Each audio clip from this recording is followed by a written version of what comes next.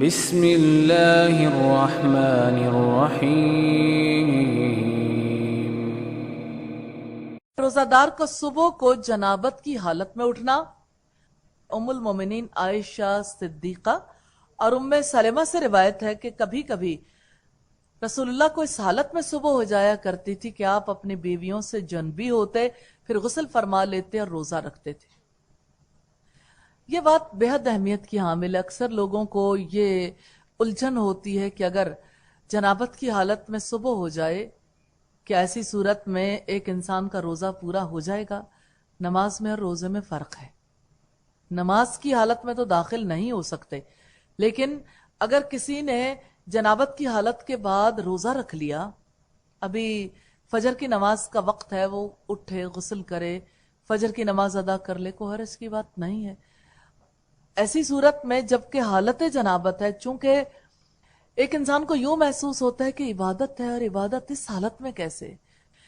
حضرت عائشہ کی دوسری روایت سے ہمیں پتہ چلتا ہے کہ اللہ کے رسول صلی اللہ علیہ وسلم کے طرز عمل کو بتا کر لوگوں کے لیے آسانی پیدا کی ہے کہ آپ بھی غسل جنابت کیے بغیر روزہ رکھ لیتے تھے، بعد میں غسل کر کے نماز ادا کر لیتے تھے۔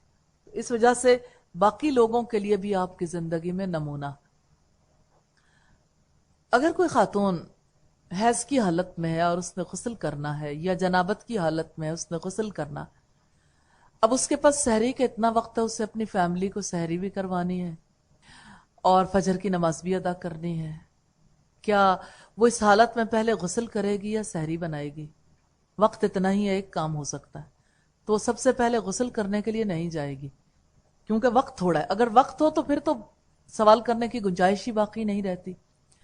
اب وہ پہلے سحری بنا لے، کیونکہ ایسی حالت میں اب یہ مجبوری کی حالت ہے، اگر اس نے کچھ پکا لیا تو اس کا پکایا ہوا ناپاک تھوڑی ہو جائے گا، تو سب لوگوں کو سحری کھلا دے اور اس کے بعد غسل کرے اور نماز ادا کر لے، اس میں کوئی حرج کی بات نہیں ہے۔ ام المومنین حضرت عائشہ سے مروی ہے کہ ایک شخص نے رسول اللہ سے مسئلہ پوچھا جبکہ آپ دروازے پر کھڑے تھے، اے اللہ کے رسول، میں بحالت جنابت صبح کرتا ہوں اور روزہ بھی رکھنا چاہتا ہوں۔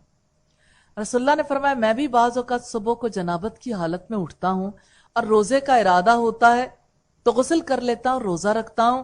وہ آدمی کہنے لگا، اے اللہ کے رسول، آپ تو ہماری مانند نہیں ہیں، یعنی آپ کے تو سارے گناہ بخشے ہوئے ہیں۔ اللہ عز و جل نے آپ کی اگلی پچھلی ساری غلطیاں معاف فرما دیں، اس پر آپ غضبناک ہو گئے اور فرمایا، قسم ہے اللہ کی، میں یقیناً تم سب سے زیادہ اللہ سے ڈرنے والا ہوں اور اتباع کے لائق اعمال سے بہت آگاہ ہوں۔